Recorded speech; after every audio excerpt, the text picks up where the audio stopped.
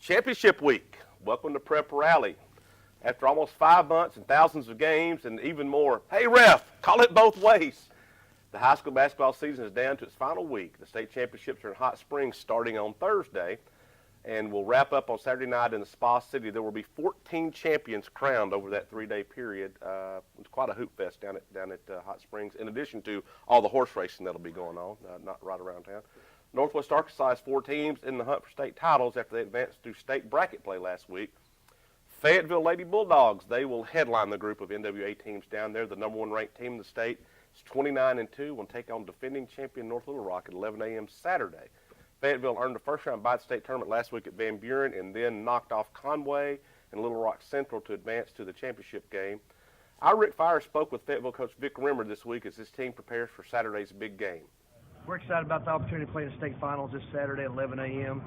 North Little Rock's a great opponent. Coach Fipple does an excellent job. Well, I feel like our team and their team are pretty evenly matched. Guard plays really good on both teams. Both teams have a really good post player. I feel like whoever makes the least amount of mistakes and maybe who shoots the ball better will have a chance to win. On the post player aspect on our end, Jasmine Franklin has been a huge asset for us. Over the past couple of weeks, she's kind of been our best player, honestly. She's averaging a double-double. Her motor has been outstanding. She's really fast, athletic, and really strong kid, and when she plays that hard, it's really difficult for anybody to guard her. Her rebounding numbers have been tremendous for us, too. Okay. I'm joined now by Scotty Borderland, who covered the 7A state tournament last week for the NWADG. Scotty, thanks for taking the time to talk a little hoops with us today. Yeah, you bet. So you've seen Fayetteville and you've seen North Little Rock. How do the two teams stack up, in your opinion? Well, I think North Little Rock is all season long. I think they've been kind of considered the top girls team in the state, but Fayetteville's right there. They're kind of 1B in a lot of people's imagination. So, I think this is about as good of a 7A girls state title game as you could have hoped for. Fayetteville's coming in 29-2. I think North Little Rock's only got a couple of losses too. So I think the teams kind of have a similar style. Maybe North Little Rock's got a little bit more size. They've got a couple of 6'1" forwards, but Fayetteville's young and talented and really, really deep. But I know Coach Rimmer thinks that North Little Rock's just as deep as his team is. So he was telling me the other night he doesn't know when there will be another girls game of this magnitude with two teams that are so equally matched and so talented get on the floor at the same time. So if you want to see a good girls basketball game, be sure to be in Little Rock or be in Hot Springs on Saturday at 11. Only problem is you got to be there early. It's just too bad sure. It's not the marquee. The two 7As aren't the marquee matchup, but I know the AAA changes that schedule around every year, and so it is what it is, and they'll make the most of it. Fayetteville drew a first-round bye down in Van Buren, and their first game was against Conway. They started a little slowly that game. It took about a half to overcome that week-long gap that they had in between games, but they got it together in the second half and dominated that. Jasmine Franklin was one of the main reasons why they dominated that game. She had 2 great games down in Van Buren. Well, how much of a factor will she be Saturday? Oh, she's enormous. She's Fayetteville's inside presence. She's in the semifinal game against Little Rock Central. Fayetteville rebounded 49% of their misses. They ended up with 22 offensive rebounds, and Jasmine ended up with half of them. Now, that's 11 offensive rebounds. She finished with 19 and also scored 13 points and blocked 4 shots. So she's a presence around the rim too. So that's if North Little Rock's guards are able to get by Sasha Goforth and Maya Mayberry, which is tough. But she's a presence, and she's gonna be a handful even for those 6'1" girls. She will have a couple of big, tall players from North Little Rock that she'll have to battle with for sure. Sasha Goforth, you mentioned her. She's played a huge role for Fayetteville this year as a freshman. Have you ever seen a better freshman than her? I personally haven't. She's super talented, and I talked to Coach Rimmer Saturday after the game, and she scored 14 points in that semifinal game. She thinks she had 6 in the fourth quarter. It kind of helped Fayetteville pull away from Central late, but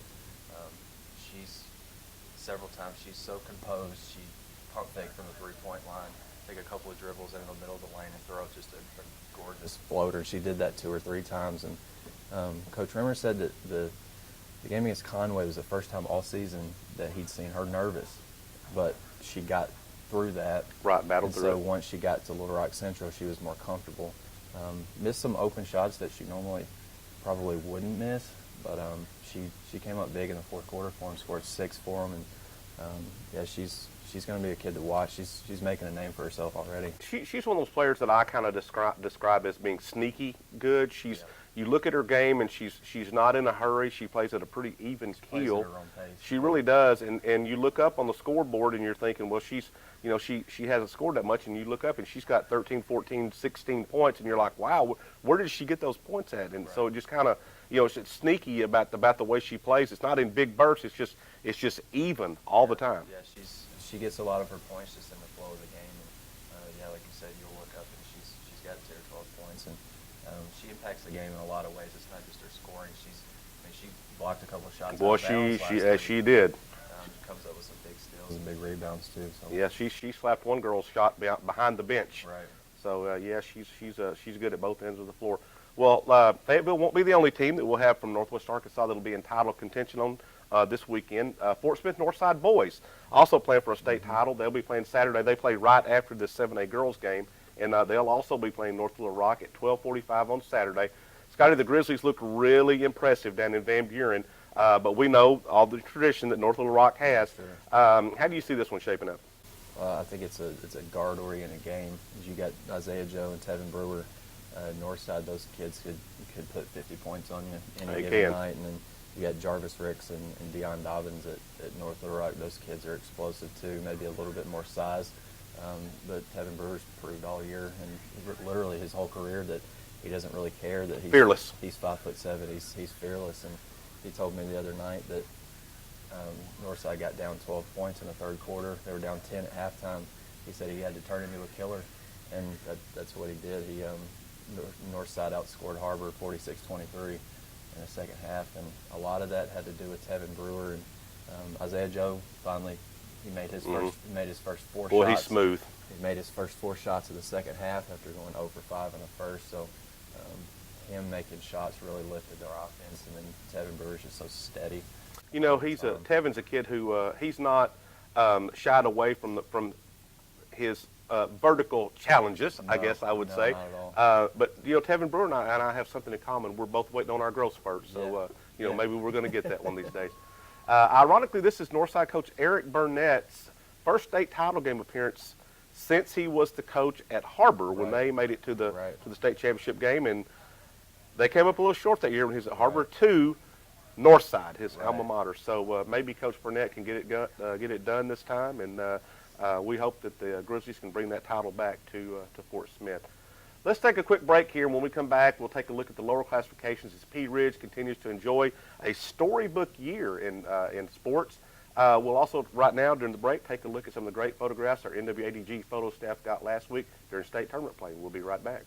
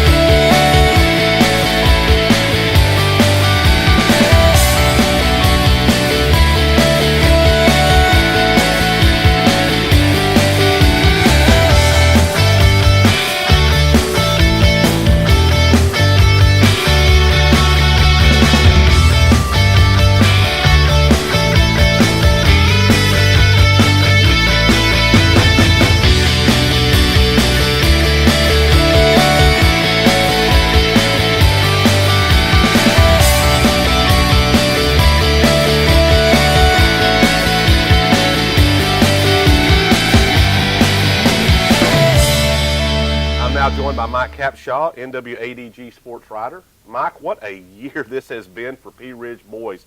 Last fall the Blackhawks advanced their first state football championship game, and now, just a few months later, the boys basketball team is in another state final. They'll be taking on Baptist Prep at 7 o'clock Friday night down in Hot Springs. Mike, you covered the 4A state tournament in Nashville last week, and you spoke with P. Ridge coach Trent Lloyd after Saturday's game in Pottsville. Let's hear what he had to say here. There late in the game, I think Matt Thomas may have been out of position on a press and led to a turnover, press offense. Yes.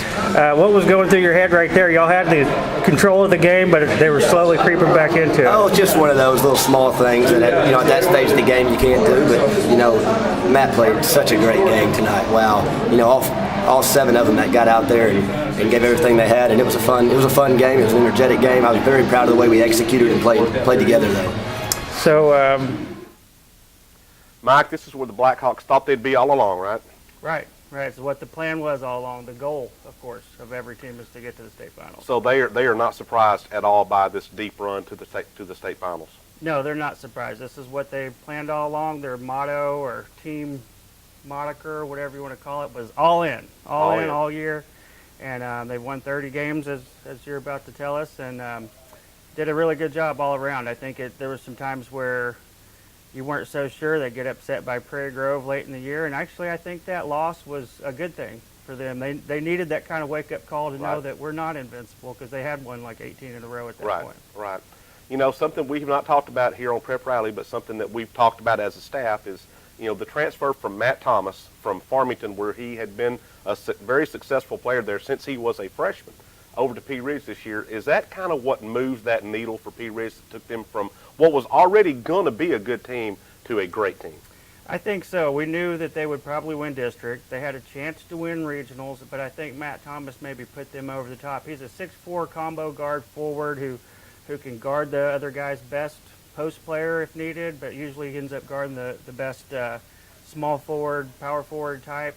We'll be interested to see who he matches up with in the state tournament game based on the personnel of Arkansas Baptist. Well, no, this is a team that won 30 games, so obviously they've played well all year, but it seemed like in the postseason they've really started to gel and started to play well. Is that kind of what you thought? It is. They got a little help in the semifinals because Pottsville, they run a 2-3 zone so well, and every single time anybody's jumped into a zone this year against P. Ridge, they busted it with long-range shooting. They've got 4 outstanding three-point shooters. They were 7 of 11 from three-point range in the first half in Pottsville. Stayed in the zone.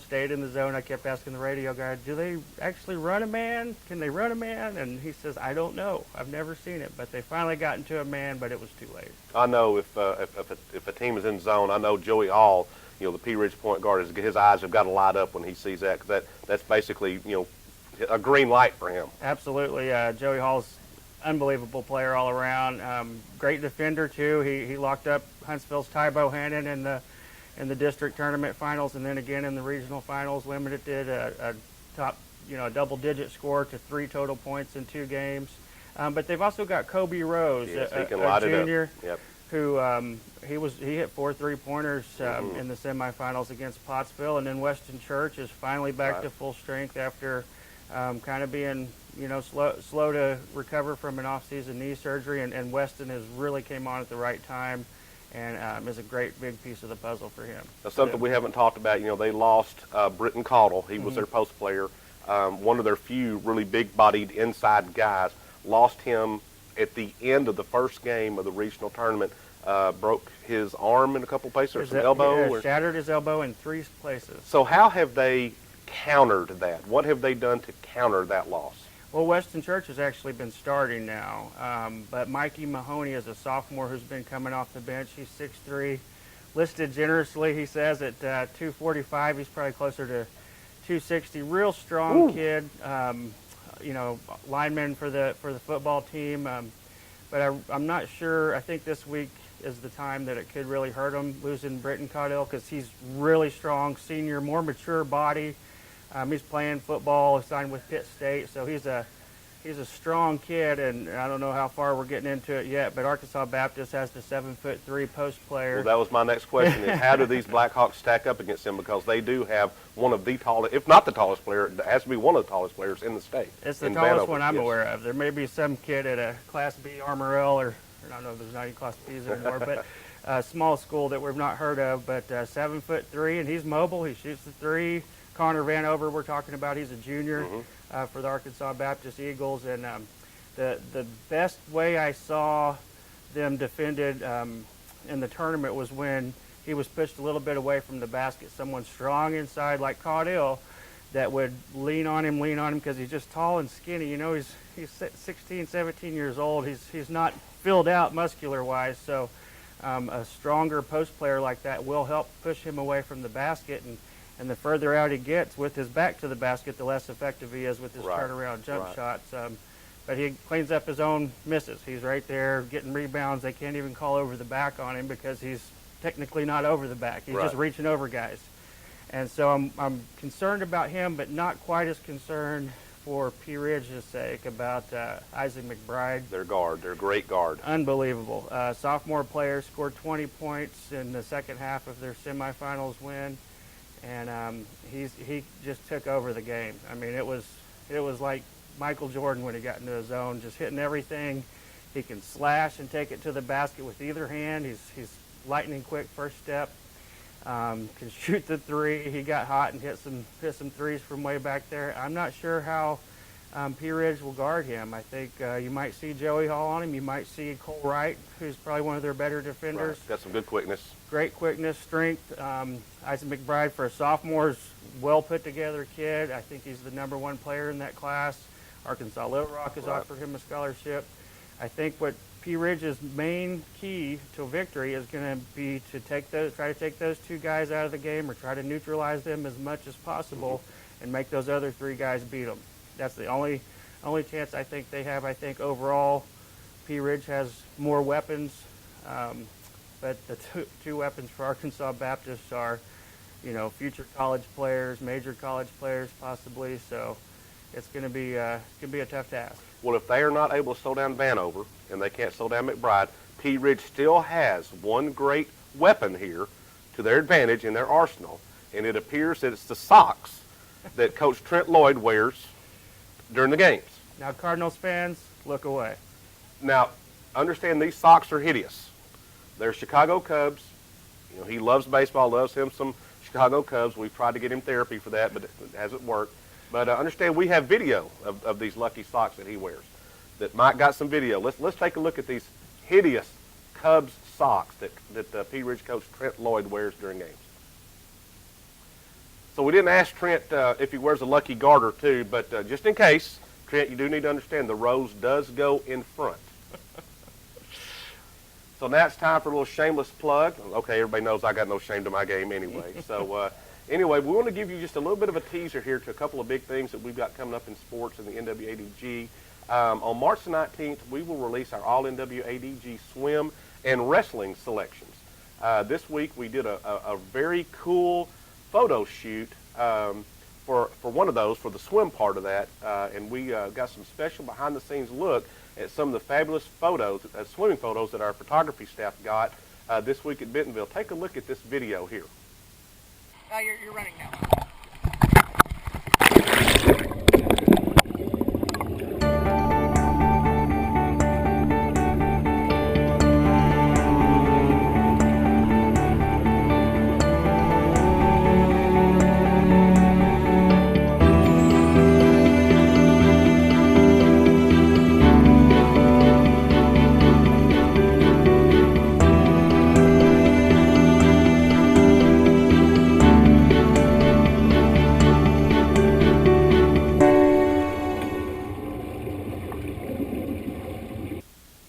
Yes, the photos were all shot underwater, and we can't wait to share them with you guys. But so look for this on Sunday, March the 19th. We will have the swim and wrestling portion of the all NWADG team, and then the week after that, which will be Sunday the 26th, we'll have our basketball honorees. So be sure and be looking for those two special packages. Will be coming up in the next couple weeks.